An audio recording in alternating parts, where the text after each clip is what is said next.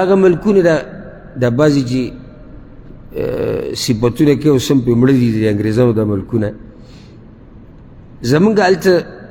یعنی بعضو ملګرو سره رابطه ده یا بعض ترې راغلي دي موږ ته معلومات کړي هلته ګوره دا خبره یاده کوي چې هلته اوبه نومي شی اودس وچولو کې څوک نه استعمالوي هلته دا قصې نشتي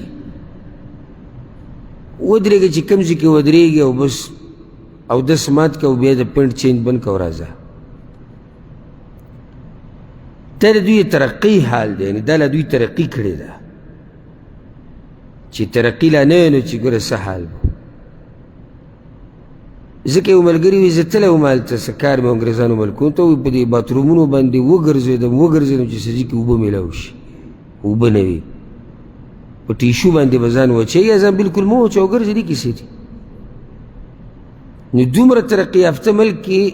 د استنجا دپاره اوبه نه ورکوي ځکه چې هغوی ته دا پته نشته چې ځان پاک ساتل څه ته وایي د سپي جبه سټل د سپي شونډې سټل د یعنی دا نورې ګندګیانې او د بېهوده کارونه دلته عام دي الحمدلله دا خو زموږ شریعت دی چې که نور څه ته د ورځې نه کیې د مانځه دپاره چاردام ته څو پیرې کړي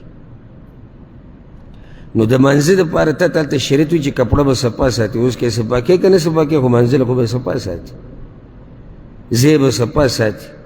طهارت تا ته میلاو شو ځکه چې رب العالمین غواړي چې د مؤمنانو دا معاشره دا پاک وي د باطني ګندګۍ نه او د ظاهري ګندګۍ د ګناهونو نه هم پاک وي او د دغه ګندګیانو نه هم پاک وي دا چې پلیتوالی شو نوره څه ګندګي شو چې دې نه هم پاک وي دا مؤمنان دي چې داسې پاک او صفا سوتره دي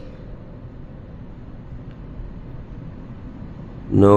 الله سبحانه وتعالی دې په دې شریعت باندې موږ د مرګه پورې قایم او دایم لري د صفایي انتهایی خیال کوئ د رب العزت به خوښ یې او صرف د الله به نه یې خوښ که نه نو چې د الله خوښ شوي بیا د هغې نه بعد به ته د نیکانو بندګانو بلکې د عامو انسانانو به خوښ د عامو انسانانو د پاک صفا انسان سره د هر چا مینه او چې کوم ګنده وندکي خلک ترې لرې تښتي چې د کومړه د سره ناست هم ګرانه